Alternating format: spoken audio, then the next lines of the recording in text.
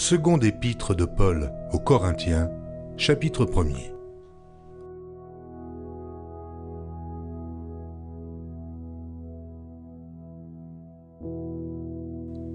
Paul, apôtre de Jésus-Christ par la volonté de Dieu, et le frère Timothée, à l'Église de Dieu qui est à Corinthe, et à tous les saints qui sont dans l'Achaïe. Que la grâce et la paix vous soient données de la part de Dieu notre Père et du Seigneur Jésus-Christ. Béni soit Dieu, le Père de notre Seigneur Jésus-Christ, le Père des miséricordes et le Dieu de toute consolation, qui nous console dans toutes nos afflictions, afin que, par la consolation dont nous sommes l'objet de la part de Dieu, nous puissions consoler ceux qui se trouvent dans quelques afflictions.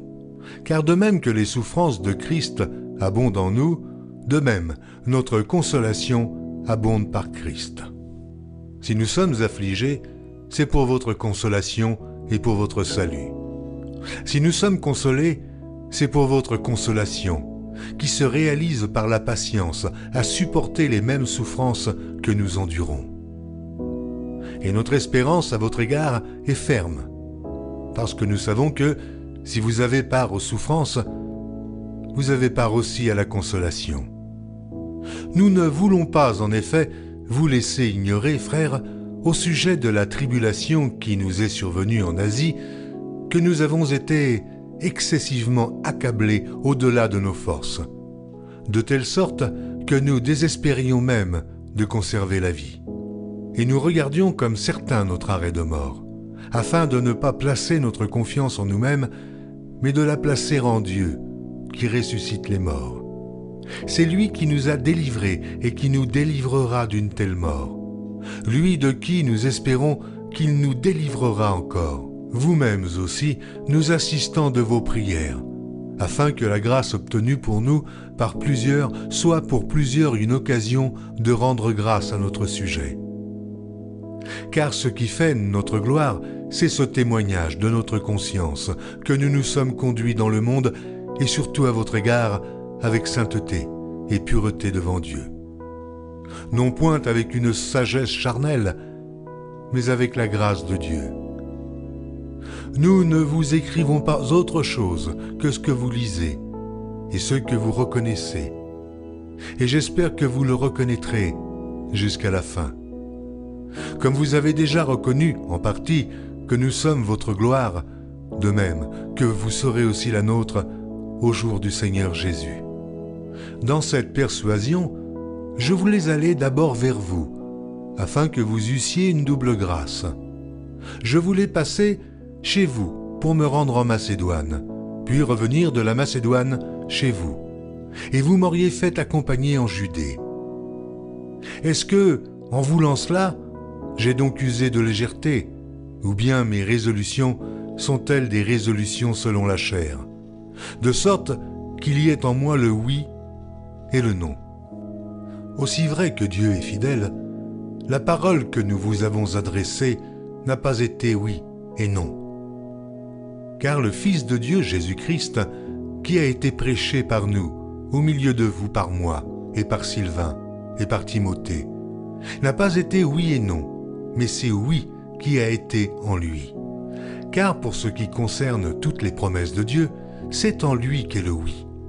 C'est pourquoi encore l'amen par lui est prononcé par nous à la gloire de Dieu. En celui qui nous a fermis avec vous en Christ et qui nous a oints, c'est Dieu, lequel nous a aussi marqués d'un sceau et a mis dans nos cœurs les arts de l'esprit. Or, je prends Dieu à témoin sur mon âme, que c'est pour vous épargner que je ne suis plus allé à Corinthe. Non pas que nous dominions sur votre foi, mais nous contribuons à votre joie, car vous êtes fermes dans la foi.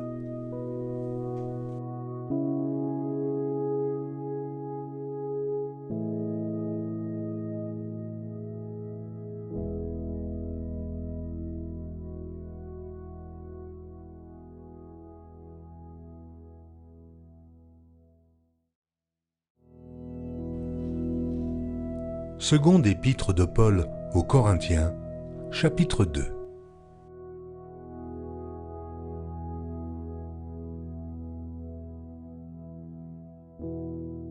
Je résolus donc en moi-même de ne pas retourner chez vous dans la tristesse. Car si je vous attriste, qui peut me réjouir, sinon celui qui est attristé par moi? J'ai écrit comme je l'ai fait pour ne pas éprouver, à mon arrivée, de la tristesse de la part de ceux qui devaient me donner de la joie, ayant en vous tous cette confiance que ma joie est la vôtre à tous. C'est dans une grande affliction, le cœur angoissé, et avec beaucoup de larmes que je vous ai écrit, non pas afin que vous fussiez attristés, mais afin que vous connussiez l'amour extrême que j'ai pour vous. Si quelqu'un a été une cause de tristesse, ce n'est pas moi qui l'a attristé, c'est vous tous, du moins en partie, pour ne rien exagérer. Il suffit pour cet homme du châtiment qui lui a été infligé par le plus grand nombre, en sorte que vous devez bien plutôt lui pardonner et le consoler, de peur qu'il ne soit accablé par une tristesse excessive. Je vous exhorte donc à faire acte de charité envers lui. Car je vous ai écrit aussi dans le but de connaître, en vous mettant à l'épreuve, si vous êtes obéissant en toutes choses. Or, à qui vous pardonnez, je pardonne aussi. Et ce que j'ai pardonné, si j'ai pardonné quelque chose, c'est à cause de vous, en présence de Christ, afin de ne pas laisser à Satan l'avantage sur nous, car nous n'ignorons pas ses desseins. Au reste, lorsque je fus arrivé à Troas pour l'évangile de Christ, quoique le Seigneur m'y eût ouvert une porte, je n'eus point de repos d'esprit, parce que je ne trouvais pas Tite, mon frère. C'est pourquoi, ayant pris congé d'eux, je partis pour la Macédoine. Grâce soit rendue à Dieu, qui nous fait toujours triompher en Christ et qui répand pour nous, en tout lieu, l'odeur de sa connaissance. Nous sommes, en effet, pour Dieu la bonne odeur de Christ parmi ceux qui sont sauvés et parmi ceux qui périssent. Aux uns, une odeur de mort, donnant la mort. Aux autres, une odeur de vie, donnant la vie. Et qui est suffisant pour ces choses? Car nous ne facilifions point la parole de Dieu, comme font plusieurs. Mais c'est avec sincérité. Mais c'est de la part de Dieu que nous parlons en Christ, devant Dieu.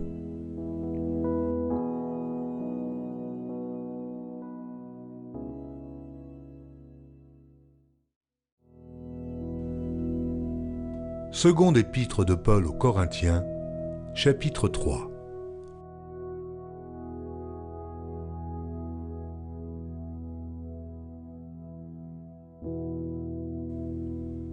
Commençons-nous de nouveau à nous recommander nous-mêmes?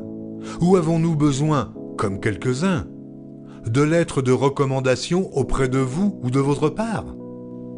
C'est vous qui êtes notre lettre, écrite dans nos cœurs, connue et lue de tous les hommes.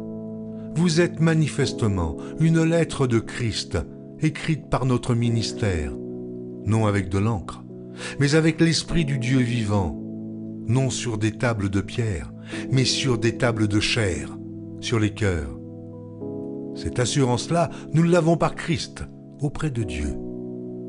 Ce n'est pas à dire que nous soyons, par nous-mêmes, capables de concevoir quelque chose comme venant de nous-mêmes. Notre capacité, au contraire, vient de Dieu. Il nous a aussi rendus capables d'être ministres d'une nouvelle alliance, non de la lettre, mais de l'esprit, car la lettre tue, mais l'esprit vivifie. Or, si le ministère de la mort, gravé avec des lettres sur des pierres, a été glorieux au point que les fils d'Israël ne pouvaient fixer les regards sur le visage de Moïse, à cause de la gloire de son visage, bien que cette gloire fût passagère, combien le ministère de l'Esprit ne sera-t-il pas plus glorieux? Si le ministère de la condamnation a été glorieux, le ministère de la justice est de beaucoup supérieur en gloire. Et, sous ce rapport, ce qui a été glorieux ne l'a point été, à cause de cette gloire qui lui est supérieure. En effet, si ce qui était passager a été glorieux, ce qui est permanent est bien plus glorieux. Ayons donc cette espérance. Nous usons d'une grande liberté. Et nous ne faisons pas comme Moïse, qui mettait un voile sur son visage, pour que les fils d'Israël ne fixassent pas les regards sur la fin de ce qui était passager. Mais ils sont devenus durs d'entendement. Car jusqu'à ce jour, le même voile demeure quand ils font la lecture de l'Ancien Testament. Et il ne se lève pas, parce que c'est en Christ qu'il disparaît. Jusqu'à ce jour, quand on lit Moïse, un voile est jeté sur leur cœur. Mais lorsque les cœurs se convertissent au Seigneur, le voile est ôté. Or, le Seigneur c'est l'Esprit. Et là où est l'Esprit du Seigneur, là est la liberté. Nous tous qui, le visage découvert, contemplons comme dans un miroir la gloire du Seigneur, nous sommes transformés en la même image de gloire en gloire, comme par le Seigneur, l'Esprit.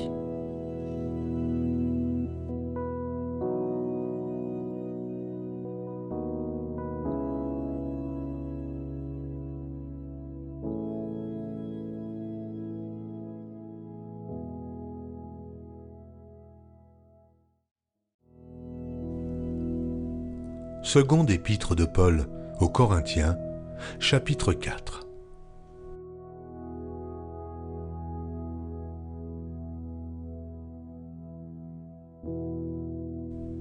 C'est pourquoi, ayant ce ministère selon la miséricorde qui nous a été faite, nous ne perdons pas courage. Nous rejetons les choses honteuses qui se font en secret.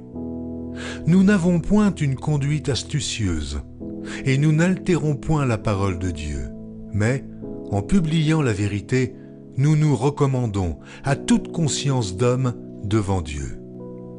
Si notre évangile est encore voilé, il est voilé pour ceux qui périssent, pour les incrédules dont le Dieu de ce siècle a aveuglé l'intelligence, afin qu'ils ne vissent pas briller la splendeur de l'évangile de la gloire de Christ, qui est l'image de Dieu. Nous ne nous prêchons pas nous-mêmes, c'est Jésus-Christ le Seigneur que nous prêchons, et nous nous disons vos serviteurs à cause de Jésus. Car Dieu qui a dit « La lumière brillera du sein des ténèbres », a fait briller la lumière dans nos cœurs pour faire resplendir la connaissance de la gloire de Dieu sur la face de Christ. Nous portons ce trésor dans des vases de terre, afin que cette grande puissance soit attribuée à Dieu et non pas à nous. Nous sommes pressés de toute manière, mais non réduits à l'extrémité, dans la détresse, mais non dans le désespoir, persécutés, mais non abandonnés, abattus, mais non perdus, portant toujours avec nous dans notre corps la mort de Jésus, afin que la vie de Jésus soit aussi manifestée dans notre corps. Car nous qui vivons, nous sommes sans cesse livrés à la mort à cause de Jésus, afin que la vie de Jésus soit aussi manifestée dans notre chair mortelle. Ainsi, la mort agit en nous, et la vie agit en vous. Et, comme nous n'avons pas le même esprit de foi qui est exprimé dans cette parole de l'Écriture, j'ai cru, c'est pourquoi j'ai parlé. Nous aussi nous croyons, et c'est pour cela que nous parlons, sachant que celui qui a ressuscité le Seigneur Jésus nous ressuscitera aussi avec Jésus, et nous fera paraître avec vous en sa présence. Car tout cela arrive à cause de vous, afin que la grâce, en se multipliant, fasse abonder, à la gloire de Dieu, les actions de grâce d'un plus grand nombre. C'est pourquoi nous ne perdons pas courage. Et lors même que notre homme extérieur se détruit, notre homme intérieur se renouvelle de jour en jour. Car nos légères afflictions du moment présent produisent pour nous, au-delà de toute mesure, un poids éternel de gloire. Parce que nous regardons non point aux choses visibles, mais à celles qui sont invisibles. Car les choses visibles sont passagères, et les invisibles sont éternels.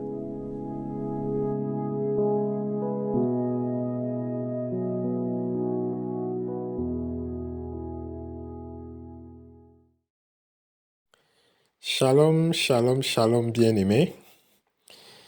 Que la paix et la grâce de notre Seigneur Jésus-Christ soient sur nous. C'est avec joie et avec allégresse que le Seigneur nous permet encore de continuer ce programme et avec la deuxième épître de Paul aux Corinthiens, les chapitres 1 à 4. Déjà, ce qui m'a marqué, déjà dès le début, la signature de notre bien-aimé l'apôtre Paul, les versets 1 et 2 du chapitre 1, 2 Corinthiens, chapitre 1, versets 1 et 2, la signature, Paul, apôtre de Jésus-Christ, par la volonté de Dieu, et le frère Timothée, à l'église de Dieu qui est à Corinthe, et à tous les saints qui sont dans toute l'Achaïe ou l'Achaïe. Que la grâce et la paix vous soient données de la part de Dieu notre Père et du Seigneur Jésus-Christ. Voilà la signature. Déjà, ce qui me marquait rapidement, c'était déjà au verset 3, la consolation. Le verset 3 dit ceci: Béni soit Dieu le Père de notre Seigneur Jésus-Christ, le Père des miséricordes et le Dieu de toute consolation. Verset 4, qui nous console dans toutes nos afflictions, afin que, par la consolation dont nous sommes l'objet de la part de Dieu, nous puissions consoler ceux qui se trouvent dans quelque affliction. Car de même que les souffrances de Christ abondent en nous, de même notre consolation abonde par Christ. Vraiment, ces versets 4-là, consoler ceux qui se trouvent dans quelque affliction, car dans toutes nos afflictions, car Dieu nous console, car Dieu qui est, précis dans le verset 3, le Père, il va recommencer au verset 3, béni soit Dieu, le Père de notre Seigneur Jésus-Christ, le Père des miséricordes et le Père des miséricordes et le Dieu de toute consolation. Donc, ce Dieu de toute consolation, il nous console dans toutes nos afflictions, afin que par la consolation dont nous sommes l'objet de la part de Dieu, nous puissions consoler ceux qui se trouvent dans quelques afflictions. Donc, Dieu qui est le Père de toute consolation, dans nos afflictions, il nous console.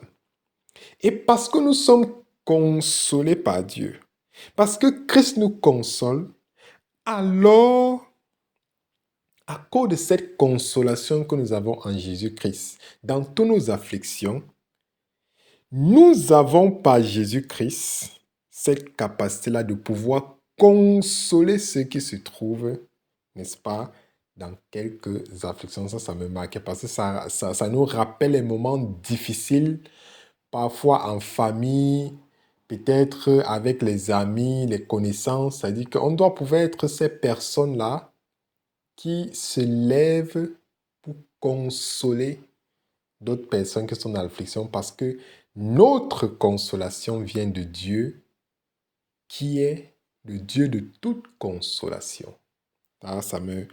Ça m'a marqué. Et le verset 5 nous explique d'où est-ce que vient cette consolation. Ce n'est pas de nous, c'est de Christ.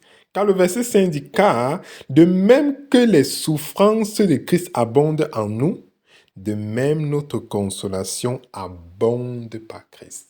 C'est-à-dire, nous étant dans le Seigneur par Jésus-Christ, la souffrance, les moments difficiles font partie de notre mal, ça fait partie de notre quotidien, parce que Christ qui est notre Seigneur a souffert pour nous. Il a souffert, et parce que nous marchons dans ses pas, parce que nous marchons avec lui et en lui, nous portons aussi sur nous ses souffrances.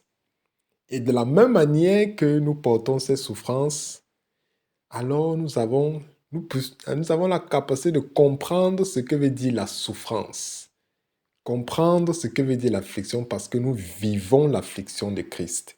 Mais grâce soit rendue à Dieu notre Seigneur qui nous donne la consolation en Jésus-Christ.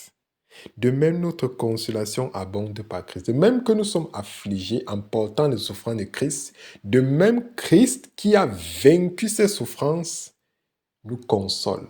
Et donc, par conséquent, quelle que soit l'affliction, quelle que soit la difficulté, je crois qu'il va également souligner ça plus tard, nous n'avons pas à craindre, nous n'avons pas à se soucier, car Dieu lui-même, par Jésus-Christ, va nous consoler. Il va nous relever. Il va nous donner de la joie, même dans nos tribulations. De telle manière que les gens se demandent que, mais quelqu'un qu'on partait consoler, c'est plutôt lui qui nous console. Parce qu'en fait, sa consolation ne vient pas de la chair, elle vient de Christ. Ça m'a beaucoup marqué. Et puis, continuant dans les versets 7 et 8, nous sommes toujours au chapitre 1. Verset 7. « Et notre espérance à votre égard est ferme parce que nous savons que si vous avez part aux souffrances, vous avez part aussi à la consolation, comme je disais tout à l'heure. J'ai part aux souffrances de Christ, j'ai également part à la consolation, car c'est Christ qui me console. » Verset 8. « Nous ne voulions pas en effet vous laisser ignorer, frères, au sujet de la tribulation qui nous est survenue en Asie, que nous avons été excessivement accablés au-delà de nos forces, de telle sorte que nous désespérions même de conserver la vie. Et nous regardions comme certains notre arrêt de mort, afin de ne pas placer notre confiance en nous-mêmes, mais de la placer en Dieu qui ressuscite les morts. Celui qui nous a délivrés et qui nous délivrera d'une telle mort, lui de qui nous espérons qu'il nous délivrera encore. » Voilà. C'est-à-dire clair et net. Il rappelle ça. C'est que eux-mêmes, ils se sont trouvés dans des situations où ils désespéraient même de conserver la vie. Mais malgré tout cela, il a bien précisé dans le verset 8, c'est qu'ils ont vécu en Asie. Ils ont vécu en Asie de la tribulation. Au sujet de la tribulation qui nous est survenue en Asie, et que nous avons été excessivement accablés au-delà de nos forces. Au-delà de nos forces. Et on désespérait même de vivre. Ces moments difficiles. Mais qu'est-ce qu'il dit dans le verset 9? Et nous regardions comme certains notre arrêt de mort afin de ne pas placer notre confiance en nous-mêmes, mais de la placer en Dieu qui ressuscite les morts. Et je crois que Shadrach, Meshach et Abednego, lorsqu'ils étaient devant la fournaise, parce qu'ils avaient dit qu'on ne va pas adorer la statuette, ils ont dit, même si notre Dieu ne nous ressuscite pas, on ne va toujours pas se prosterner. C'est-à-dire, Paul nous rappelle que bien on s'est trouvé dans des situations où on désespérait même de garder notre vie. La mort était presque certaine, mais même dans ces moments-là, notre confiance était en Dieu qui ressuscite les morts parce que Christ n'est plus dans son tombeau. C'est-à-dire que même si on meurt, on est ressuscité en Jésus-Christ. Et là, vraiment, c'est ça m'interpellait. Ça m'interpellait vraiment ici. Et puis, toujours dans le chapitre 1, à partir des versets 17, le non et le oui.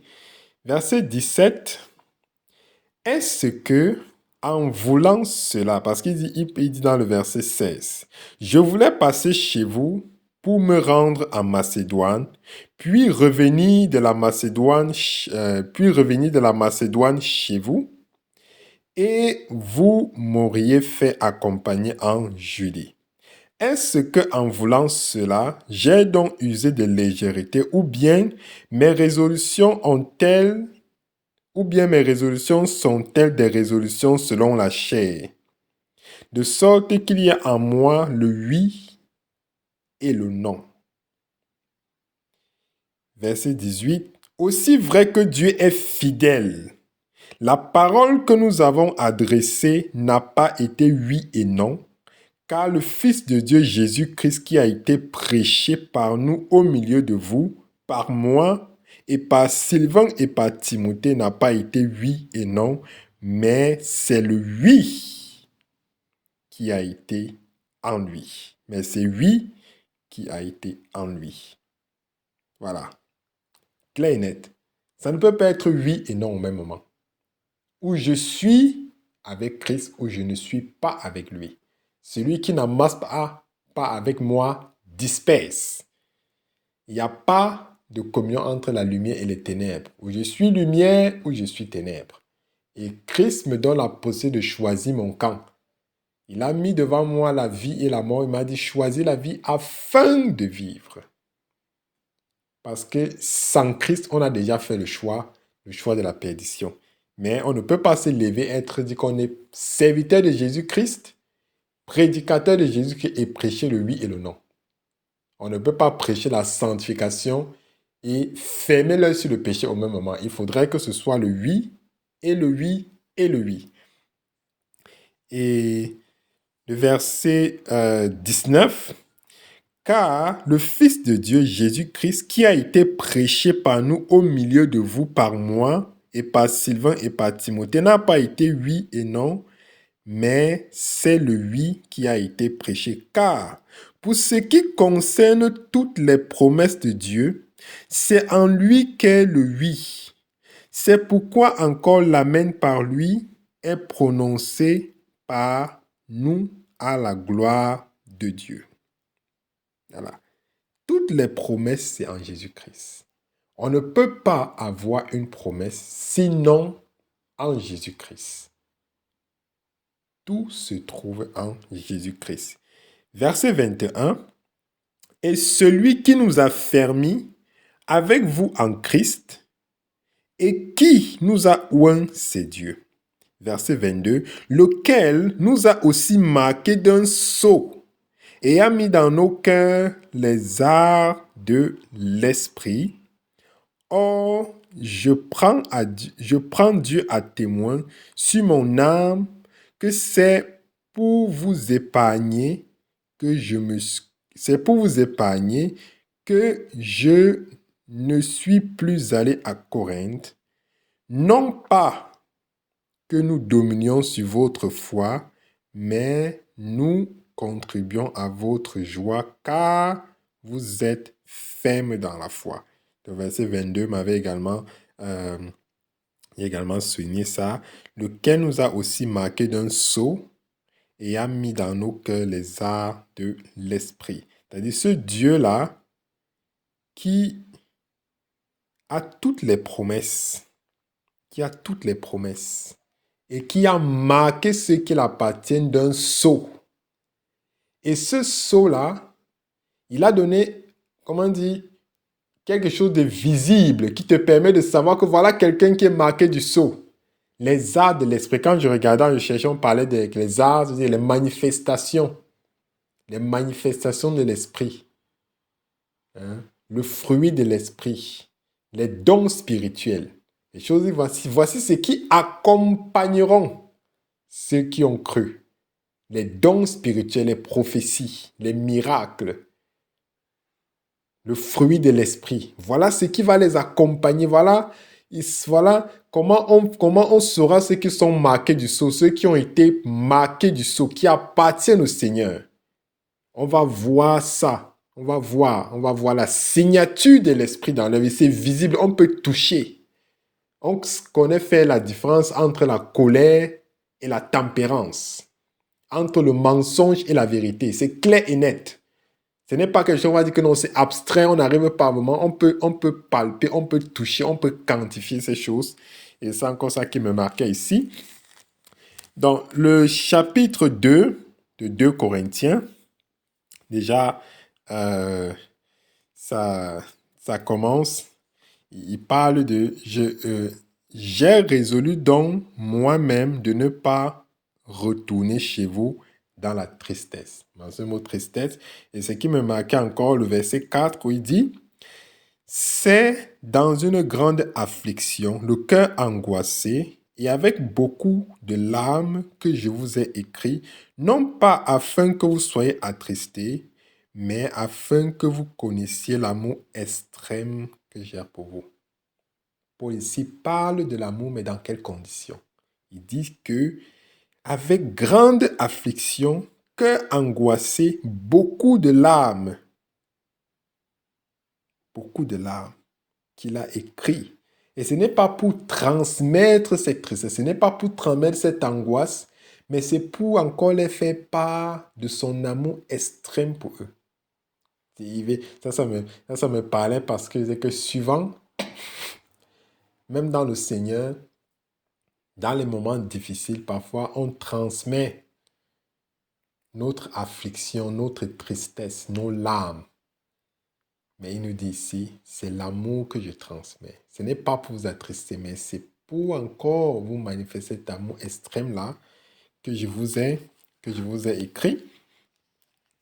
Et maintenant, je suis allé directement au verset 11. Et vraiment, c'est vraiment cette parole-là cette parole qui m'a beaucoup parlé. On va prendre peut-être à partir du verset 10. Or, à qui vous pardonnez, je pardonne aussi. Et ce que j'ai pardonné, si j'ai pardonné quelque chose, c'est à cause de vous en présence de Christ. Afin de ne pas laisser à Satan l'avantage sur nous, car nous n'ignorons pas ses desseins. Vraiment, cette parole, c'est car nous n'ignorons pas les desseins de Satan. On doit connaître chaque fois les desseins de Satan. Ça veut dire que si je connais les desseins de Satan, ça veut dire que chaque fois que je m'hasarde à partir jouer dans son camp, chaque fois que je m'hasarde à partir pécher, vivre dans le péché, je sais exactement à quoi est-ce que je m'attends. Parce que voilà les desseins de Satan.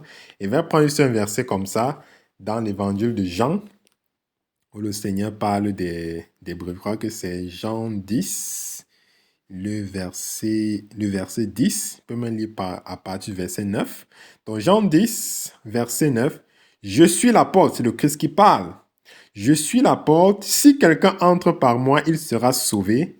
Il entrera et il sortira et il trouvera des pâturages. Verset 10. Le voleur, qui est également ici comparé au Satan, qui est également Satan, l'ennemi. Le voleur vient pour dérober, égorger et détruire. Moi, je suis venu afin que les brebis aient la vie et qu'elles soient dans l'abondance. Donc, c'est ça m'a encore amené dans les desseins de Satan.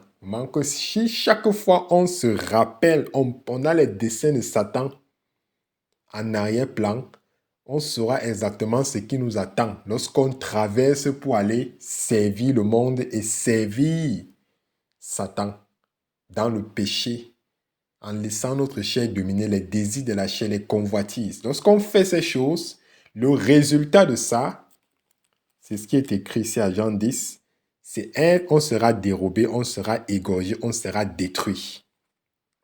Mais si on résiste par la grâce que le Seigneur nous a donnée en Jésus-Christ, alors la parole déclare que Christ qui est la vie, Christ qui est la vérité, lui, il va nous donner la vie et cette vie-là sera en abondance. Il a dit quelque part, Matthieu 6,3, cherchez avant tout le royaume et la justice de Dieu et tout le reste vous sera donné par-dessus tout. Donc ce n'est pas non seulement il nous donne la vie éternelle, mais il donne également toutes ces choses que les gens se compromettent dans le monde pour avoir. Et pour les avoir pour un temps éphémère, car l'ennemi va venir après ce qu'il t'a donné, il va dérober, il va détruire et il va également t'égorger pour mettre au-dessus. Donc vraiment que le Seigneur nous garde, que le Seigneur vraiment nous garde. Et là, je suis allé dans les derniers versets du chapitre 2, le verset 14, très intéressant. Grâce soit rendue à Dieu qui nous fait toujours triompher en Christ et qui répand par nous en tout lieu l'odeur de sa connaissance. Verset 15. Nous sommes en effet pour Dieu la bonne odeur de Christ parmi ceux qui sont sauvés et parmi ceux qui périssent. Aux uns, une odeur de mort donnant la mort, aux autres, une odeur de vie donnant la vie. Et qui est suffisamment pour ces choses? Et qui est suffisant pour ces choses? Car nous ne falsifions point la parole de Dieu, comme font plusieurs, mais c'est avec sincérité, mais c'est de la part de Dieu que nous parlons en Christ devant Dieu. Ce qui me marque encore ici, c'est cette parole-là, le fait qu'il dit que nous sommes en effet pour Dieu la bonne odeur de Christ parmi ceux qui sont sauvés et parmi ceux qui périssent, étant aux uns une odeur de mort, donnant la mort, et aux autres une odeur de vie, donnant la vie. Et ça me rappelait cette parabole quand le Seigneur prêchait et qu'il parlait comme ça aux pharisiens, il disait, vous seriez restés sans péché si vous n'aviez pas entendu ces révélations. Si je n'étais pas venu me présenter à vous comme étant celui qui devait venir, comme étant celui dont ont parlé les prophètes, comme étant celui dont a parlé la loi, vous seriez sans péché. Mais maintenant que je suis venu et que vous m'avez rejeté, alors cela a attiré sur vous un jugement. Cela a attiré sur vous un jugement. J'ai fait au milieu de vous des miracles. Vous avez vu, vous avez mangé des pains, vous en avez été rassasiés. Vous avez vu les démons sortir, les malades guéris. Mais vous m'avez appelé, vous avez dit que ce n'est pas Belzébul que je fais ces miracles. Vous avez dit comment un homme, le fils de Marie qu'on connaît, dit qu'il est descendu du ciel. Vous avez décidé de me lapider. Vous avez dit que je blasphème. Mais parce que vous avez entendu ces choses et que vous n'avez pas cru, cela a amené sur vous un jugement qui va vous amener à la mort.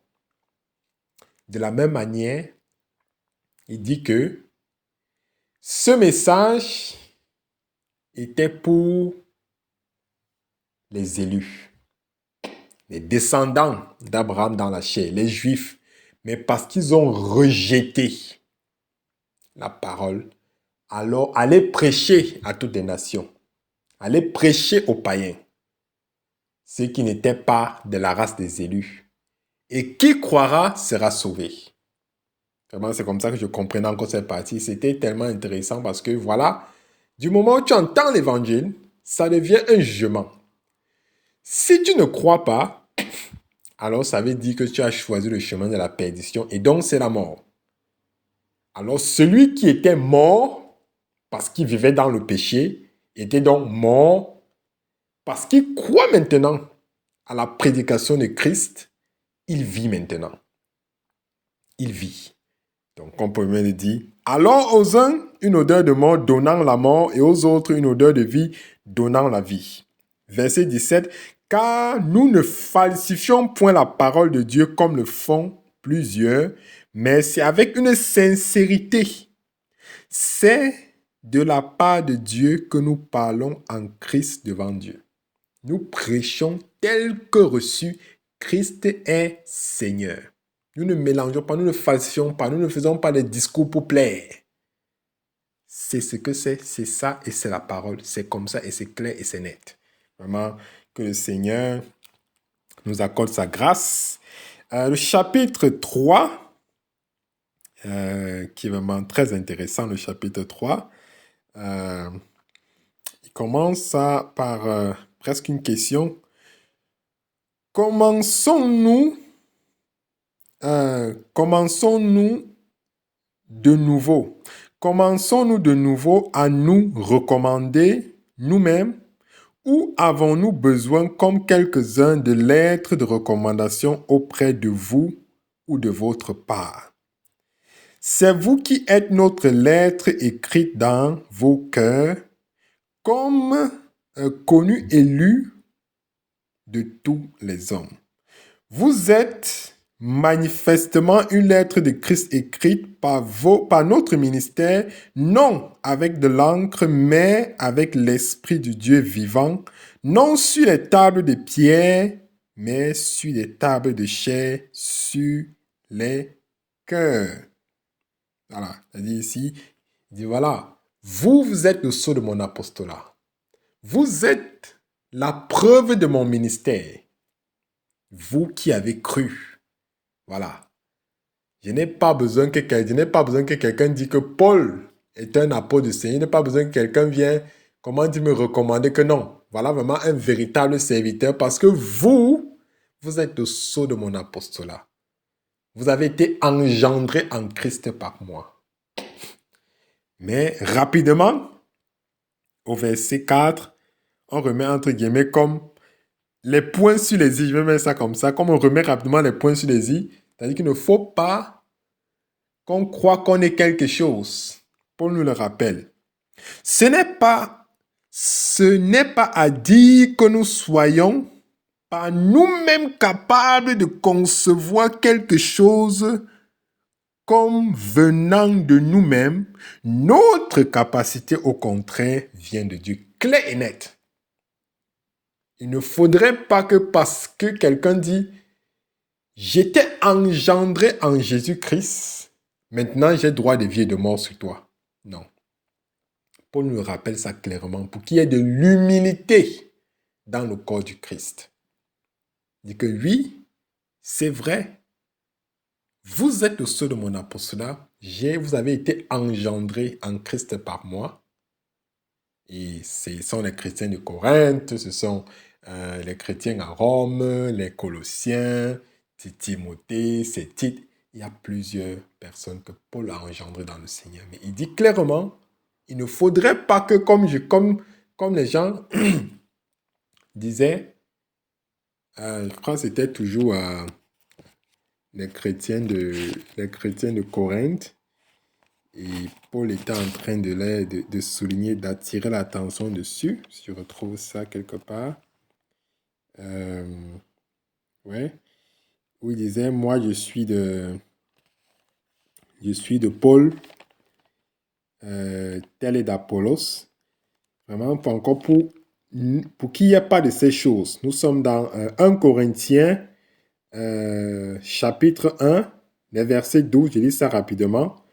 Je veux dire que chacun de vous parle ainsi. Moi, je suis de Paul, et moi d'Apollos, et moi de Céphas, et moi de Christ. Christ est-il divisé? Paul a-t-il été crucifié pour vous? Ou est-ce au nom de Paul que vous avez été baptisés? Voilà. Donc, le verset 4 ici vient pour remettre les points sur les i, pour dire, il ne faudrait pas qu'on se trouve dans cette situation où chacun se réclame d'un homme, parce que c'est lui qui les a engendrés. Non. Paul n'a pas été crucifié pour vous. Ce n'est pas au nom de Paul ou au nom d'un certain qui que vous avez été baptisé, d'un certain prédicateur, d'un certain bishop. C'est au nom de Christ. Bien que vous avez été engendré, Paul nous rappelle au prédicateur l'humilité, car ce n'est pas par vous-même, c'est par Christ. C'est par Christ que vous avez eu la capacité. Donc, tout est à Dieu et tout est à Christ. C'est vraiment ça qui me marque encore le verset 4. Et puis, à partir du verset 7, ça devient très, très intéressant. Le verset 7, on lit à partir du verset 6. Donc, chapitre 3, verset 6, 2 Corinthiens 3, verset 6. Il nous a aussi rendus capables d'être ministres d'une nouvelle alliance, non de la lettre, mais de l'esprit, car la lettre tue, mais l'esprit vivifie. Il amplifie. Verset 7. Or, si le ministère de la mort gravé avec les lettres sur les pierres a été glorieux, au point que les fils d'Israël ne pouvaient fixer les regards sur le visage de Moïse, à cause de la gloire de son visage, bien que cette gloire soit passagère, combien le ministère de l'Esprit ne sera-t-il pas plus glorieux? Donc ici, vraiment, il revient sur ce qu'il avait déjà énoncé, sur ce qu'il disait également aux chrétiens à Rome, lorsqu'il parlait du fait que le péché est venu par la loi. Je lis ça rapidement avant de commenter. Nous sommes rapidement dans Romains 7, verset 7. Que dirons-nous donc? La loi est-elle péché? Loin de là. Mais je n'ai connu le péché que par la loi, car je n'aurais pas connu la convoitise si la loi n'avait pas dit « tu ne convoiteras point ». Donc, je mettais un peu ce verset 7 de 2 Corinthiens chapitre 3 avec Romains 7, 7, où Paul également il souligne le fait que cette loi, ces commandements par qui nos pères ont vécu jusqu'à Christ, cela a amené le péché et la mort. C'est-à-dire que le péché n'est venu que par la loi qui a amené la mort. Et il dit, mais si cette loi-là a été si précieuse et si glorieuse, cette loi-là qui était passagère, mais à plus forte raison, devrait être le ministère de l'Esprit qui est permanent, qui est définitif, qui est éternel. On explique ces choses. Mais il va nous expliquer à partir du verset 14, je vais dire ça comme ça, que malgré le fait que le ministère de l'Esprit, qui est beaucoup plus grand et beaucoup plus glorieux que le ministère de la loi, devait être vraiment bien reçu avec joie par tous les Juifs qui avaient déjà connu la loi et la loi qui avait annoncé ce ministère de l'Esprit.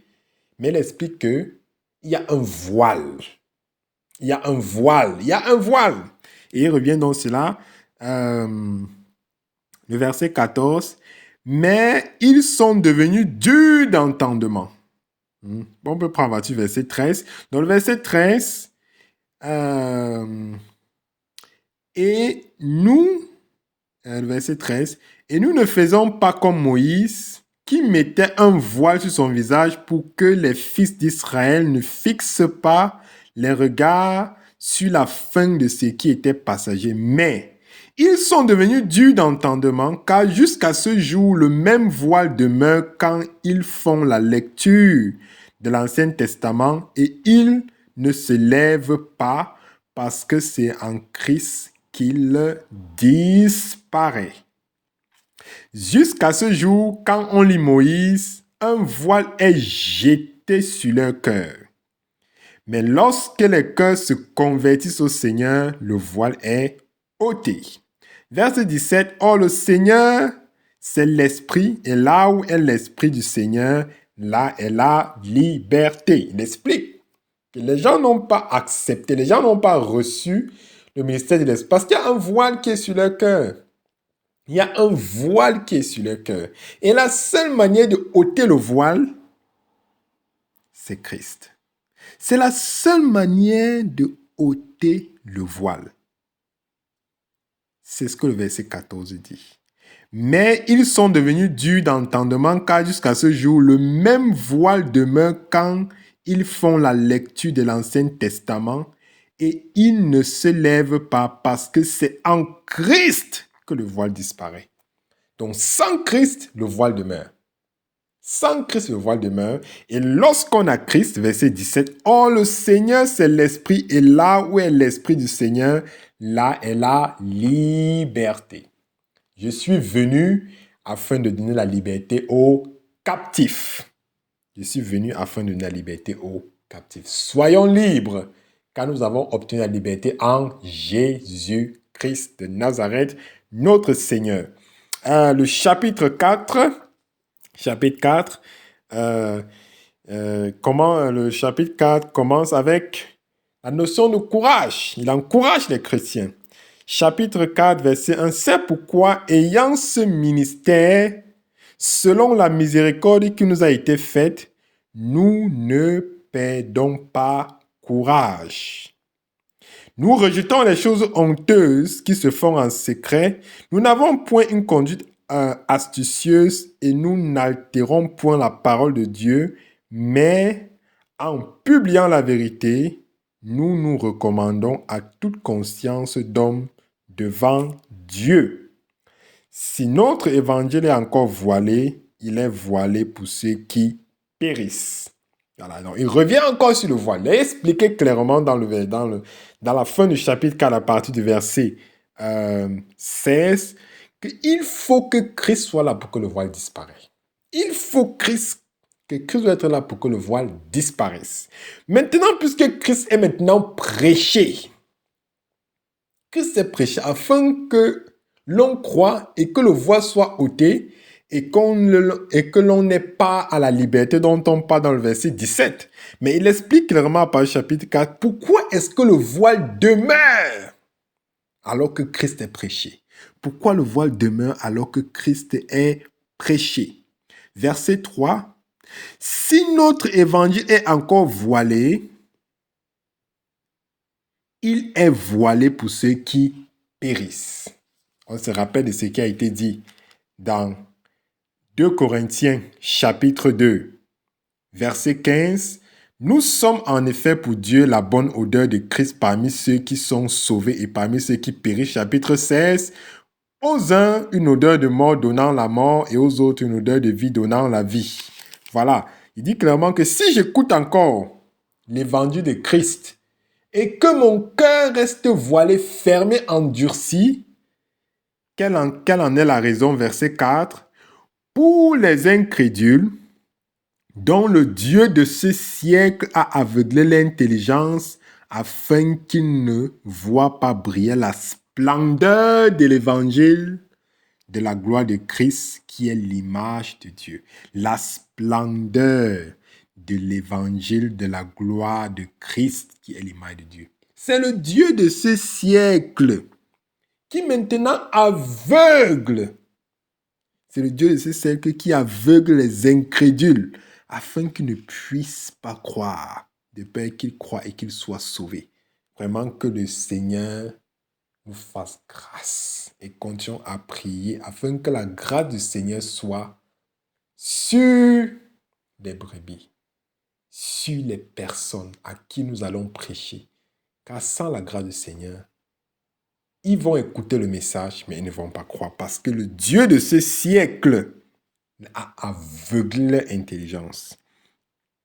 Et puis, le verset 5, nous ne prêchons pas nous-mêmes, mais c'est Christ le Seigneur que nous prêchons et nous disons vos serviteurs à cause de Jésus. Car Dieu qui a dit, la lumière brillera au sein des ténèbres, a fait briller la lumière dans nos cœurs pour faire resplendir la connaissance de la gloire de Dieu sur la face de Christ. Et en se rappelant donc ce verset 4, les dieux de ce siècle qui jettent un voile sur les incrédules afin qu'ils n'acceptent pas la lumière de Christ. Et cela avait déjà été annoncé dans l'évangile de Jean au chapitre 1. Dès le commencement, on dit au commencement était la parole et la parole était avec Dieu et la parole était Dieu. Verset 2, elle était au commencement avec Dieu. Toutes choses ont été faites par elle et rien de ce qui n'a été fait sans elle. Verset 4, en la parole était la vie et la vie était la lumière des hommes. Verset 5, la lumière luit dans les ténèbres et les ténèbres ne l'ont point reçue. Ça ici, il a dit, on prêche l'évangile, mais parce que les cœurs sont fermés, sont des incrédules, ils ne reçoivent pas l'évangile, ne reçoivent pas la lumière. Conséquence, ils restent dans les ténèbres et ils vont donc périr au jour du jugement. Et puis, à partir des versets 8 jusqu'à quasiment au verset 10, Paul encore nous encourage. Déjà, le courage qu'il avait déjà mentionné à l'entrée du chapitre 4, il dit des choses très intéressantes. Nous sommes pressés de toute manière, mais non réduits à l'extrémité, dans la détresse, mais non dans le désespoir, persécutés, mais non abandonnés, abattus, mais non perdus. Pourtant, toujours avec nous dans nos corps, portant toujours avec nous dans notre corps la mort de Jésus, afin que la vie de Jésus soit aussi manifestée dans notre corps. Voilà, il nous encourage. Nous sommes certes persécutés, nous sommes certes abandonnés, nous sommes persécutés, mais on n'est pas abandonnés. Christ est toujours avec nous. On est certes abattus, mais nous ne sommes pas perdus. Là, il nous encourage. Que quel que soit ce qui se passe, Christ est avec nous. Il est avec nous. Il est avec nous. Et véritablement, de la même manière qu'on n'a pas à ces souffrances, on n'a également pas à la résurrection. Et verset 13. Et comme nous avons le même esprit de foi qui est exprimé dans cette parole de l'Écriture, j'ai cru, c'est pourquoi j'ai parlé. Nous aussi, nous croyons, c'est pour cela que nous parlons. Alors, c'est-à-dire, on ne peut pas croire et ne pas témoigner. C'est impossible. Et maintenant, vraiment, pour terminer vraiment notre grand frère ferme avec le chapitre 4, avec vraiment des paroles d'encouragement, de courage. Je prends comme ça à partir du verset 15. Car tout cela arrive à cause de vous, afin que la grâce, en se multipliant, fasse abonder à la gloire de Dieu les actions de grâce d'un plus grand nombre. Verset 16. C'est pourquoi nous ne perdons pas courage, et lorsque même, c'est pourquoi nous ne perdons pas courage, et lors même que notre homme intérieur se détruit, notre homme intérieur se renouvelle de jour en jour. Ah Seigneur, merci pour ce verset 16. Donc lorsque même notre homme extérieur se détruit, notre homme intérieur se renouvelle de jour en jour. Car nos légères afflictions du moment présent produisent pour nous, au-delà de toute mesure, un poids éternel de gloire, parce que nous regardons non point aux choses visibles, mais à celles qui sont invisibles, car les choses visibles sont passagères et les choses invisibles sont éternelles. Voilà. Personne n'a jamais vu Dieu, mais c'est le Fils qui l'a fait connaître. C'est le Fils qui l'a fait connaître. Christ est éternel, l'alpha et l'oméga, le commencement et la fin. Et en lui, nous avons toutes choses. Nous ne perdons pas courage. Nous ne perdons pas courage. Parce que bien que l'homme extérieur peut être affligé, détruit, malade, tout ce qu'on peut dire, mais notre homme intérieur se renouvelle de jour en jour. Se renouvelle de jour en jour en Jésus-Christ. Et Job le savait. Job était malade. Il avait la lèpre. Son corps était malade. Mais il est resté fidèle. Et nous connaissons la récompense qu'il a obtenue de notre Seigneur Jésus-Christ. Que le Seigneur Jésus nous accompagne dans cette marche, qui nous fortifie, qui nous encourage et qui nous donne de se rappeler que ce que nous vivons maintenant comme affliction, ce sont des afflictions légères. Elles sont légères et nous avons le regard fixé sur les choses invisibles qui sont éternelles. Amen, amen, amen. Shalom, shalom, shalom à tous les bien-aimés. Que la grâce et la paix de notre Seigneur Jésus-Christ vous soient données de la part de Dieu et de la part du Seigneur Jésus-Christ. Je viens encore pour partager le fruit de ma méditation dans le livre de 2 Corinthiens, les 4 premiers chapitres.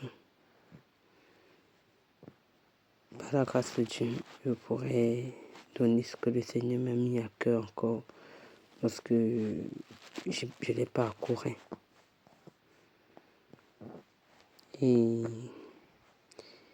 l'introduction de Paul me marque toujours parce qu'il aime bien préciser que ce n'est pas la volonté d'un homme qui a fait de lui un apôtre, mais c'est la volonté de Dieu. C'est Dieu qui a décidé.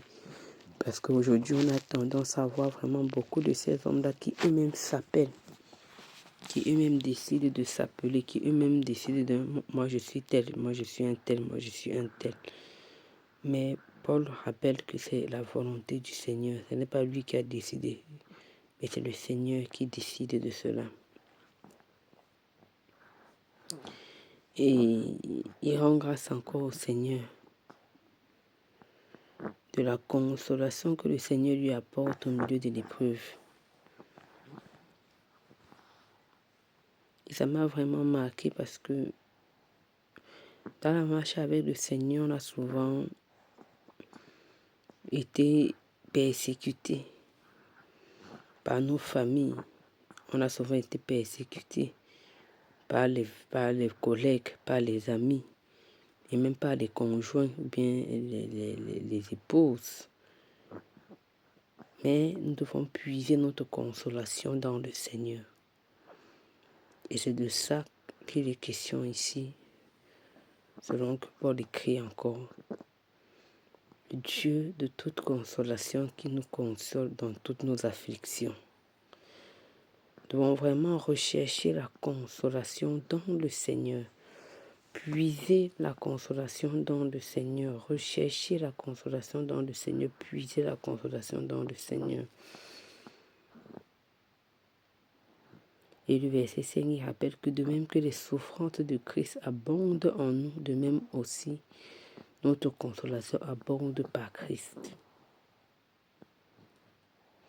Et il montre encore comment est-ce que le Seigneur, par ces épreuves-là, enseigne. Et je comprends encore que les épreuves doivent nous enseigner. Et pas nous affliger, mais nous enseigner. Il dit que si vous avez part aux souffrances, vous avez aussi part à la consolation. Voilà, plus haut, verset 6 dit qui se réalise par la patience à supporter les mêmes souffrances que nous endurons. Donc, lui passe comme un exemple, un cas école, pour que nous autres, nous soyons capables de supporter les mêmes souffrances. De supporter les mêmes souffrances. Lui, il est utilisé comme un cas école pour enseigner à l'Église du Seigneur à supporter. À supporter. A été très persécuté en Asie. Extrêmement accablé même au-delà de leur force. Ils étaient même poussés à désespérer à un moment. Mais le Seigneur a utilisé cette situation pour les enseigner de ne pas placer leur confiance en eux-mêmes, mais de la placer en Dieu qui ressuscite les morts. Et ça m'a marqué. Parfois, le Seigneur nous laisse traverser des moments pour nous apprendre à compter sur lui. Il y a des situations que le Seigneur laisse que nous puissions passer par là parce qu'il veut nous apprendre à compter sur lui. Et il pouvait encore dire au peuple d'Israël que tout ce temps que vous avez souffert dans le désert, c'était pour apprendre une leçon. L'homme ne vivra pas de pain seulement. Donc il y a des situations parfois par lesquelles le Seigneur nous fait passer, mais il a son plan derrière cela, il a son enseignement derrière ces situations-là. Et je comprends encore que dans l'épreuve, je dois pouvoir dire au Seigneur, Père, montre-moi ce que tu veux que j'apprenne dans cette épreuve-ci. Au lieu de me plaindre, au lieu de me morfondre, au lieu de m'affliger, je dois demander au Seigneur de me montrer la direction. Parce qu'il y a forcément un objectif pour lequel le Seigneur me fait passer par là. Et plus tôt tu apprends la leçon, mieux tu en sors victorieux.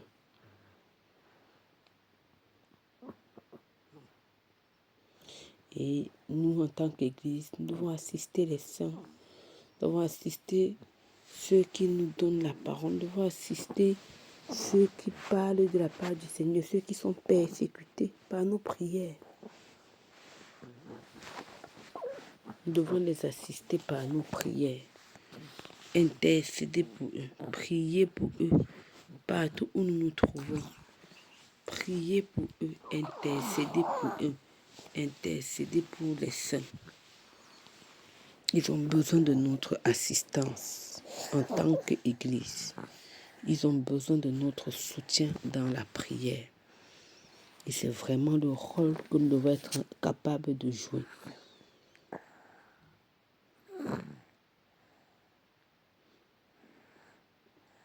Et j'étais encore marquée par le témoignage de Paul, qui malgré toutes ces difficultés-là maintient un témoignage dans la sainteté, dans la pureté, pas avec la sagesse de la chair, mais avec la grâce de Dieu. Nous devons rester fidèles dans l'épreuve. Ce n'est pas parce qu'on travaille vraiment difficile que tout le monde doit savoir comment on est abattu, découragé, à terre, tout ça, non. Nous devons pouvoir garder notre témoignage pur devant le Seigneur et devant les hommes. Garder notre témoignage pur.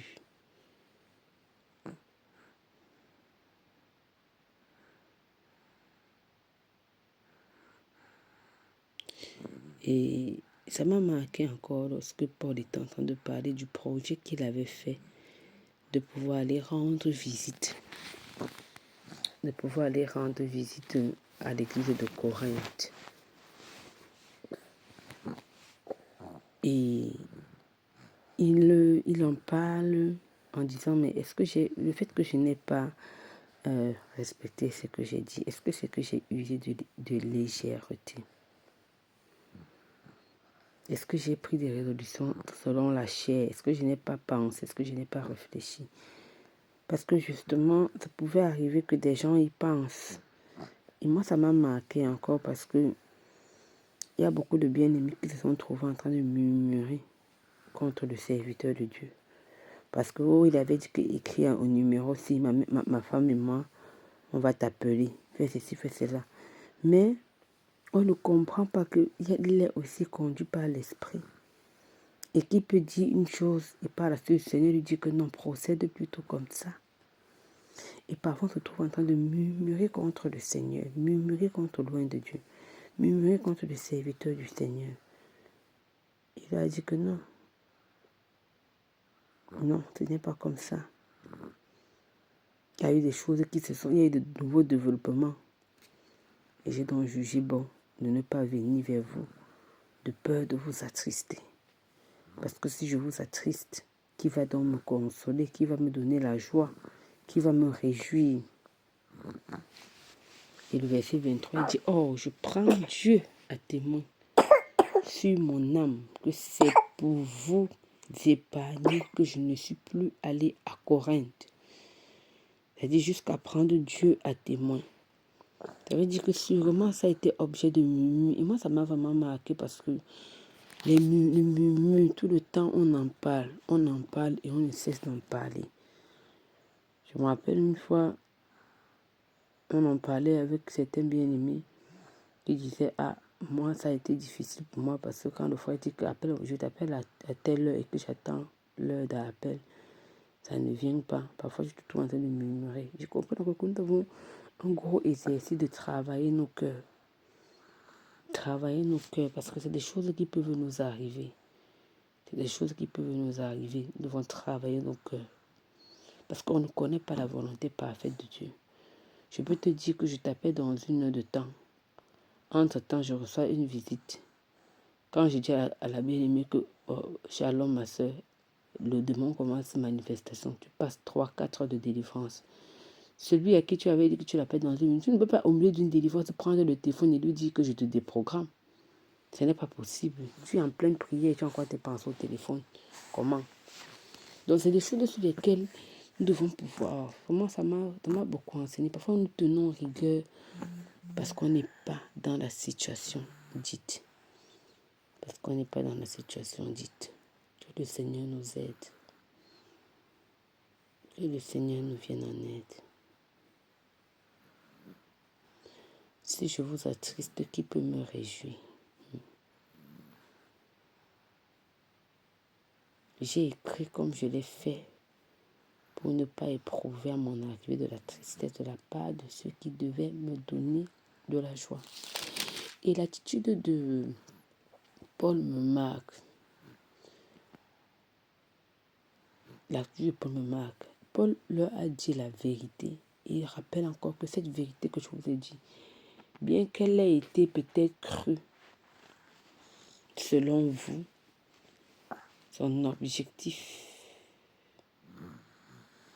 était de vous pousser,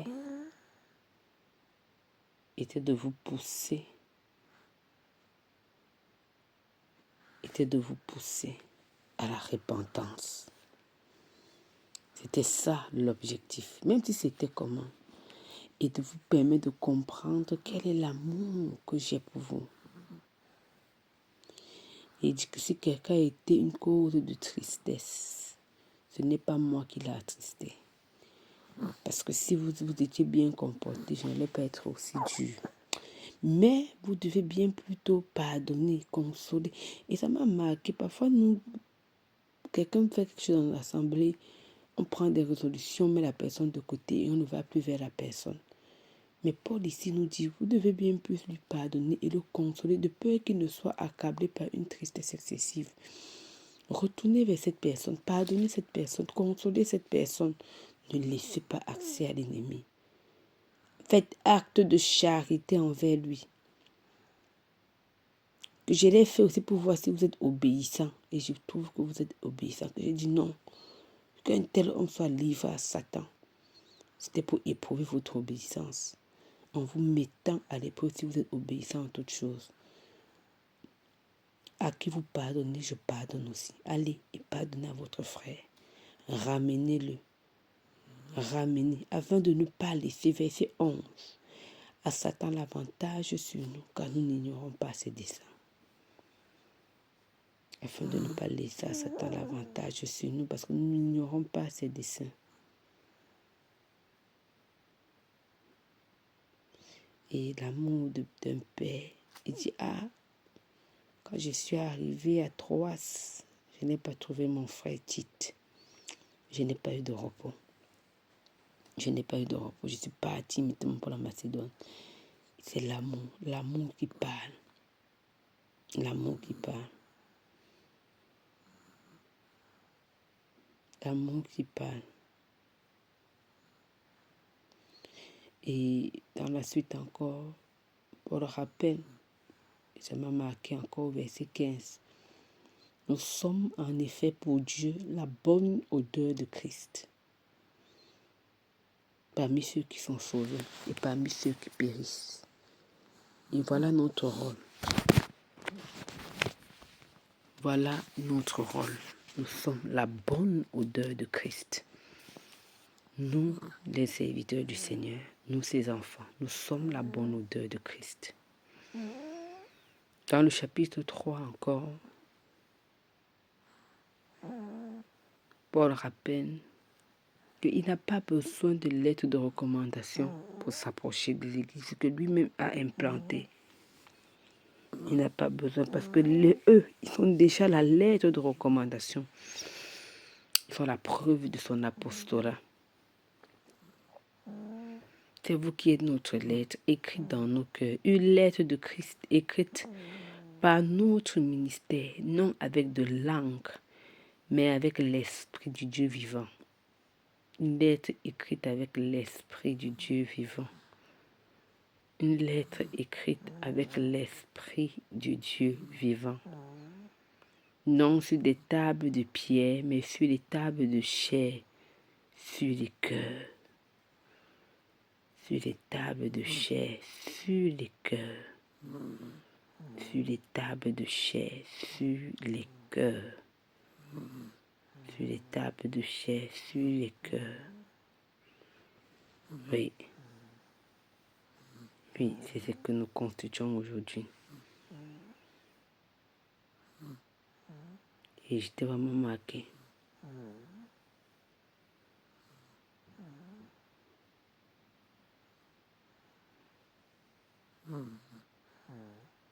Notre capacité au contraire vient de Dieu, qui nous rend capables d'être ministres d'une nouvelle alliance, non de la lettre, mais de l'esprit. Car la lettre tue, mais l'esprit vivifie. Si on est seulement là pour dire, ok, d'accord, c'est écrit comme ça, comme ça, comme ça, comme ça, sans le Saint-Esprit, on va faire fausse route. C'est pourquoi c'est important des hommes de l'esprit. Je parlais tout à l'heure des murmures, parce que l'homme de Dieu t'a programmé, qu'il va t'appeler, il ne t'a pas appelé, tu commences à murmurer. Si tu es un homme de l'esprit, tu comprendras que non, le serviteur de Dieu est probablement occupé. Probablement c'est probablement c'est là. Je me rappelle une fois une soeur qui a écrit à mon chef en me disant, ah, tu avais promis que je t'avais donné mon service de prière. Depuis, tu ne m'as même pas appelé pour me demander que c'est à quel niveau. C'est-à-dire, des choses pareilles. Si tu fais part de tes journées à ces personnes, ils ne comprendront jamais. Ils ne comprendront jamais. Et vous êtes comme ça, tu n'es pas la seule. Il y a d'autres personnes qui envoient les sujets. Des personnes avec qui il doit partager la parole. Des groupes dans lesquels il intervient, tout ça. Mais tu commences à murmurer parce que tu as dit ton sujet de prière. Et une semaine après, tu attendais qu'on puisse t'appeler que bon, ton sujet là, à quel niveau. Mais si tu as de nouveaux développements de ton sujet de prière, mais viens écrire à la personne. Viens écrire à la personne. Ne mets pas dans ton coin à murmurer et à penser des choses qui ne sont pas vraies. La lettre tue, mais l'esprit donne vie.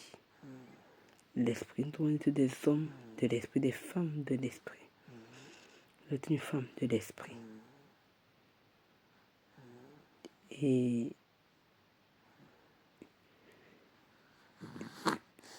je voyais encore dans la suite le ministère que le Seigneur donne encore de comprendre dans l'alliance avec Moïse et ce que nous vivons aujourd'hui. La gloire passagère qui était sur le visage de Moïse. Et l'apôtre Paul rappelle encore que si le ministère qui était passager était si glorieux, à peu forte raison, celui qui est permanent le sera, celui qui est éternel le sera. Il ne sera combien encore ne sera-t-il pas plus glorieux? Ah, c'est le ministère de la condamnation de Moïse, qui était un ministère de la condamnation, a été glorieux. Le ministère de la justice est de beaucoup supérieur en gloire. Ce qui est permanent. Ce qui est permanent est bien plus glorieux. Et la parole de Dieu déclare qu'ils sont devenus durs. J'ai déjà parti. Si je voyais seulement, je réécoutais encore le frère Junior quand j'ai dit cette partie-ci. Ça me rappelait encore comme il avait prêché que lorsque Moïse a mis le voile sur son visage, en fait, c'est un acte prophétique. Il dit encore, faites attention aux actes prophétiques. Il a mis le voile sur son visage. En fait, il mettait le voile sur Israël. Quand ils ont dit que non, ton visage là, c'est trop clair. Il a voilé dans les Écritures pour eux. Et jusqu'à aujourd'hui, ce voile-là est toujours sur leurs yeux. Verset 14. Ils sont devenus durs d'entendement, car jusqu'à ce jour, le même voile demeure quand ils font la lecture de l'Ancien Testament. Et il ne se lève pas parce que c'est en Christ qu'il disparaît. Donc c'est lorsque tu as une relation, une intimité avec le Seigneur Jésus-Christ, ce n'est qu'à ce moment-là que ce voile-là disparaît. Ce n'est qu'à ce moment-là que ce voile-là disparaît. Et il rappelle que jusqu'à ce jour, quand on lit Moïse, un voile est jeté sur leur cœur. Moïse avait posé un acte prophétique. Ce voile ne sera ôté que par le Seigneur Jésus-Christ. lorsqu'ils vont véritablement tourner leur regard vers le Seigneur Jésus-Christ, alors Christ ôtera ce voile. Christ ôtera ce voile. Mais lorsque les cœurs se convertissent au Seigneur, le voile est ôté. Lorsque les cœurs... C'est pourquoi on ne peut pas comprendre la parole de Dieu sans le Saint-Esprit. On ne peut pas comprendre la parole de Dieu sans le Saint-Esprit. Or, le Seigneur, c'est l'Esprit. Et là où est l'Esprit du Seigneur est aussi la liberté. Le Seigneur est Esprit. Et pour terminer, le 4e chapitre a été marqué par le verset 2, quand Paul dit que nous rejetons les choses honteuses qui se font en secret. Nous rejetons les choses honteuses qui se font en secret. C'est quand on fait le mal là qu'on doit cacher. Quand on fait le mal qu'on doit cacher. Et lui rappelle que nous rejetons ces choses-là. Nous rejetons ces choses honteuses qui se font dans le secret. Nous rejetons ces choses honteuses qui se font dans le secret.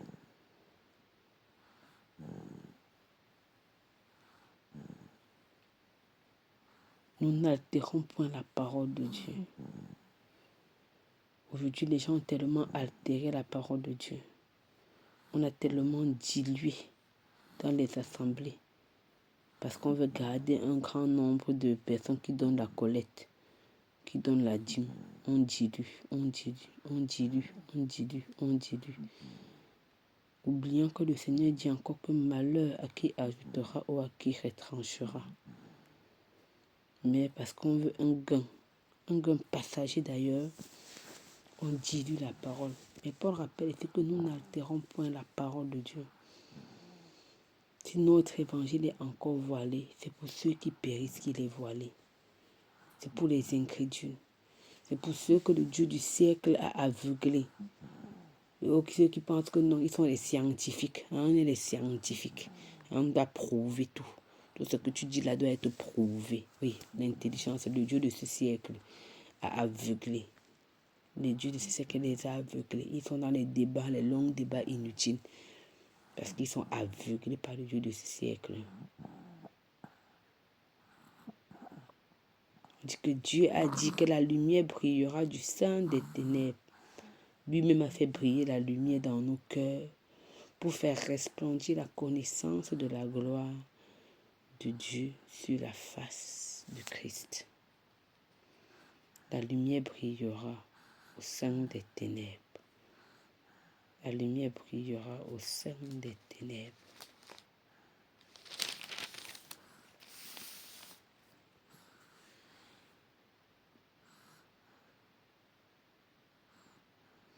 Et le Seigneur, ça m'a encore marqué dans la suite. La façon avec laquelle Paul explique la situation dans laquelle il se trouve. Il dit que nous sommes pressés de toute manière, mais pas réduits à l'extrémité. Que oui, c'est vrai, on travaille vraiment difficile, mais on n'est pas à bout. Parce qu'on a notre espoir dans le Seigneur. Nous sommes dans la détresse, mais on n'est pas dans le désespoir. Nous sommes persécutés, mais on n'est pas abandonnés parce qu'on marche avec Christ. On est abattu, mais on n'est pas perdu. On n'est pas perdu. Parce qu'on compte sur le Seigneur. Notre espérance est en Christ. Nous vivons, nous sommes censés se livrer à la mort à cause de Jésus. Mais l'espérance de Paul ne reposait pas sur un homme. L'espérance de Paul ne reposait pas sur un homme. L'espérance de Paul ne reposait pas sur un homme, mais elle reposait sur le Seigneur Jésus-Christ. Et c'était ça le carburant qui me donnait d'avancer. Mon espoir ne doit pas reposer sur un homme. Mon espoir doit reposer sur le Seigneur Jésus-Christ. Le Seigneur Jésus-Christ doit être le carburant qui me fait avancer. Le carburant qui me fait avancer. Sachant que celui qui a ressuscité le Seigneur Jésus nous ressuscitera aussi avec Jésus et nous fera paraître avec vous en sa présence. Merveilleux. Merveilleux, merveilleux, merveilleux, merveilleux, merveilleux, merveilleux, merveilleux, merveilleux. que celui qui a ressuscité le Seigneur Jésus nous ressuscitera aussi avec Jésus et nous fera paraître en vous, en sa présence. L'espoir de Paul reposait dans le Seigneur, parce que le Seigneur, il savait que le Seigneur, même si nous allons jusqu'à mourir, la résurrection est notre partage. La résurrection est notre partage. Nous ne perdons pas courage. Et l'homme, même que notre homme extérieur se détruit, notre homme intérieur se renouvelle de jour en jour. Car nos légères afflictions du moment présent produisent pour nous, au-delà de toute mesure, un poids éternel de gloire. Parce que nous regardons non point aux choses visibles, mais à celles qui sont invisibles. Car les choses visibles sont passagères et les invisibles sont éternelles. Amen, amen, amen. Merveilleuse fin de chapitre. Merveilleuse fin de chapitre. Nous ne regardons pas aux choses visibles. Nous regardons à celles qui sont invisibles. Nous regardons à celles qui sont éternelles. Même si la chair se détruit, l'esprit se renouvelle et il est vivifié par le Seigneur. Gloire à toi, Seigneur, pour ta parole, qui est une lampe à nos pieds, une lumière sur notre sentier. Qu'elle pénètre encore, Seigneur, séparant âme et esprit, moelle et jointure, et qu'elle transforme mon âme pour le renouvellement de mon intelligence, afin que je sois consacré entièrement et totalement à la gloire de ton nom. Amen. Shalom, shalom, mes frères et sœurs. Que la paix et la grâce du Seigneur Jésus vous soient multipliées. Je partage avec vous ma méditation de 2 Corinthiens, du chapitre 1 au chapitre 4.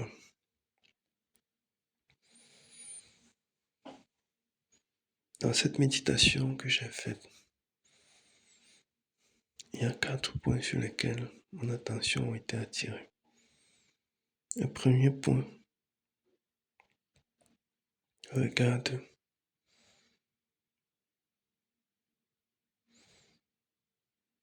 le doute. Il est écrit dans 2 Corinthiens 1 au verset 19. En effet, le Fils de Dieu Jésus-Christ que nous avons prêché au milieu de vous, Sylvain, Timothée et moi, n'a pas été oui ou non. Au contraire, en lui, il n'y a que le oui.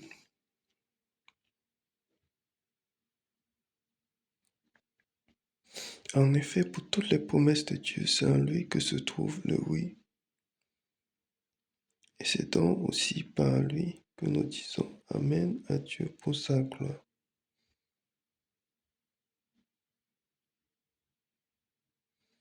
Et je vois ici, au travers du oui dont il est question ici, l'expression de la volonté du Seigneur. Quand je médite, au travers de ce passage, on me fait comprendre que la volonté de Dieu, auquel tout chrétien devrait aspirer, ne doit pas être sujet à des doutes.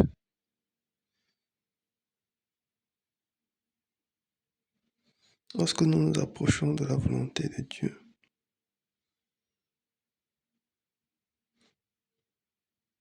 nous devons nous approcher avec assurance. Nous ne devons pas nous approcher avec le doute.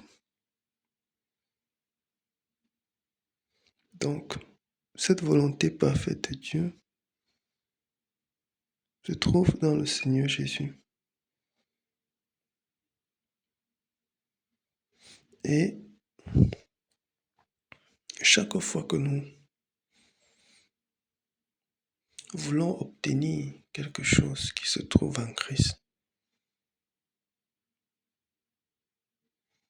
nous ne venons pas avec le doute, mais nous venons avec l'assurance, nous venons avec la foi, nous venons avec la certitude que cette chose-là, cette promesse qui nous a été donnée, est certaine et qu'elle se trouve en Jésus-Christ.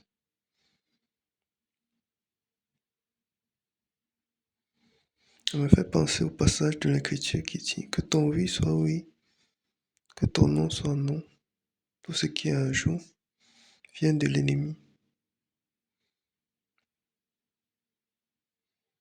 Que nous sommes conduits par le Saint-Esprit. Nous ne devons pas douter.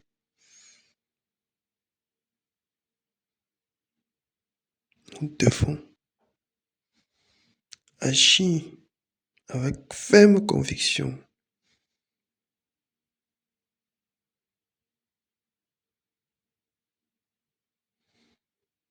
Donc, chaque promesse qui se trouve en Jésus-Christ, nous devons nous approcher de cette promesse avec ferme conviction, ferme assurance. Nous ne devons pas douter. Et la parole de Dieu nous dit que celui qui doute ne doit rien s'attendre, ne doit s'attendre à rien de Dieu. Donc, notre Seigneur, notre Créateur, n'encourage pas le doute. Parce qu'il sait pertinemment que le doute amène l'incrédulité.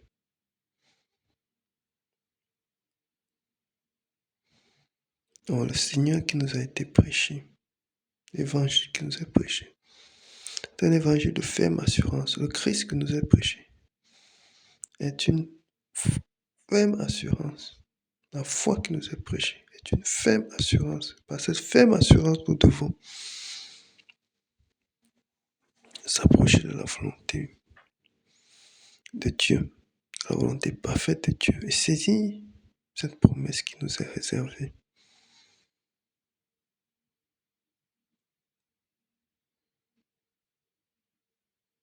C'est le premier point qui m'a vraiment marqué. Le deuxième point se trouve dans 2 Corinthiens 2.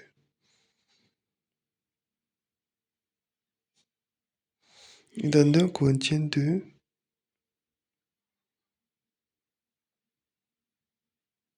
ce qui attire mon attention ici, c'est le verset 10.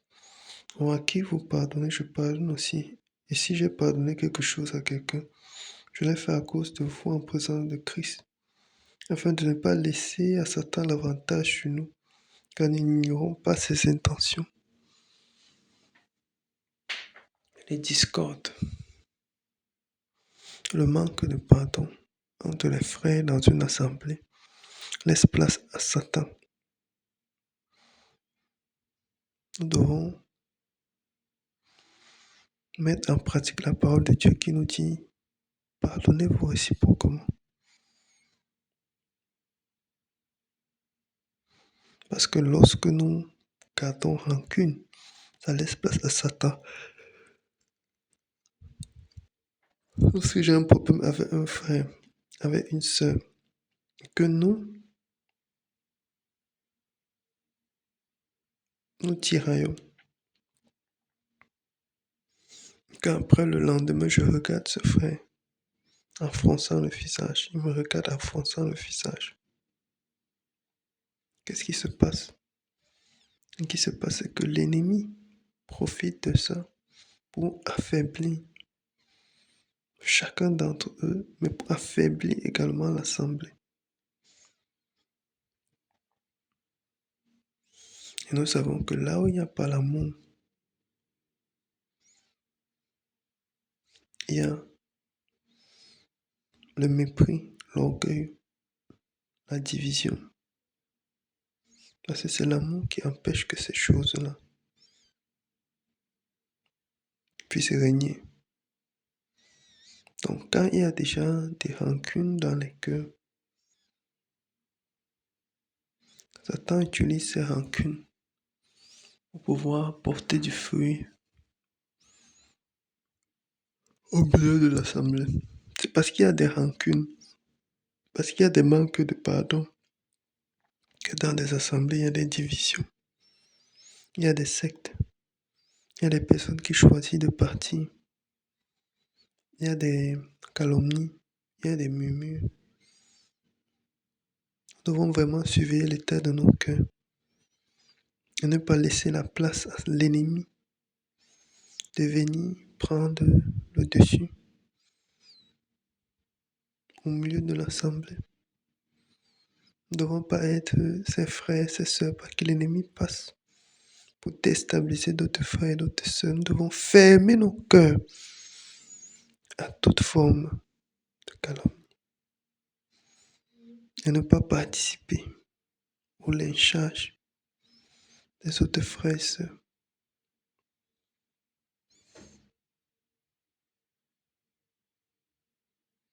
La parole de Dieu nous fait comprendre que béni soit celui-là qui ne s'assied pas au pied des moqueurs. Donc,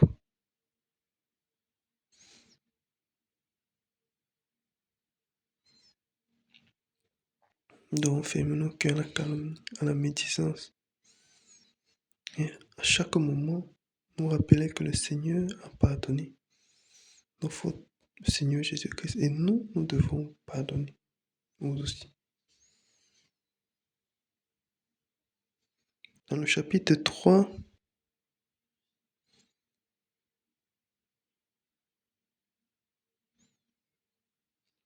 ce qui a attiré mon attention, c'est le verset 3 de 2 Corinthiens où il est écrit: il est clair que vous êtes une lettre de Christ écrite par notre ministère, non avec de l'encre, mais avec l'Esprit de Dieu vivant. Non sur des tables de pierre, mais sur des tables de chair, sur les cœurs.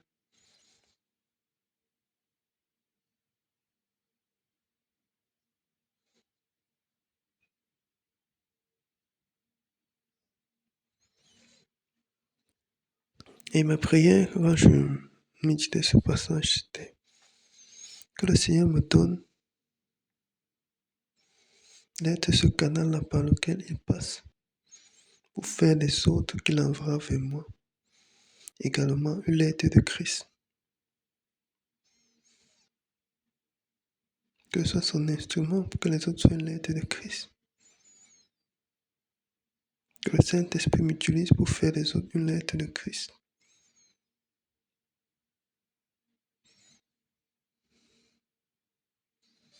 Je disais, chaque fois qu'on regarde un chrétien dans ce monde, on voit l'œuvre de l'Esprit. C'est en cela que nous sommes chacun d'entre nous une lettre de Christ. On voit la transformation de l'Esprit. On voit les œuvres de l'Esprit. On voit l'Esprit de Dieu qui se manifeste. On voit les lumières et les bonnes œuvres. C'est en cela que nous sommes une lettre de Christ. Parce que toutes ces choses ne pouvaient être accomplies par la loi. Donc en méditant, je disais, Seigneur, fais de moi ce canal-là par lequel tu passes pour faire des autres une lettre de Christ.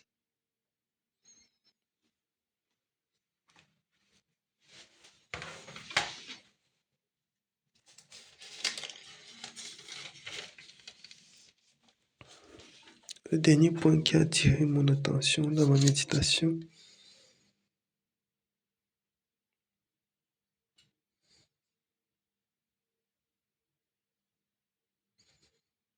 c'est le verset 18 du chapitre 4 de 2 Corinthiens. Ainsi nous regardons non pas à ce qui est visible, mais à ce qui est invisible, car les réalités visibles sont passagères et celles invisibles sont éternelles.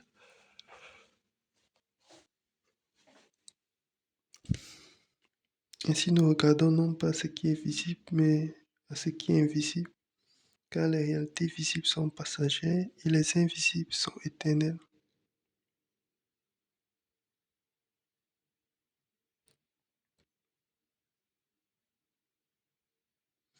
Nous disons gloire au Seigneur qui nous fait grâce de marcher non pas par la vue, mais par la foi. Parce que nous regardons par la foi. Voilà pourquoi nous avons accès à des réalités invisibles. Et dans ma méditation, je demande au Seigneur Ouvre les yeux de mon cœur. Accorde-moi la grâce, la foi nécessaire pour voir ce qui est invisible, pour connaître les réalités invisibles. Au nom de Jésus-Christ.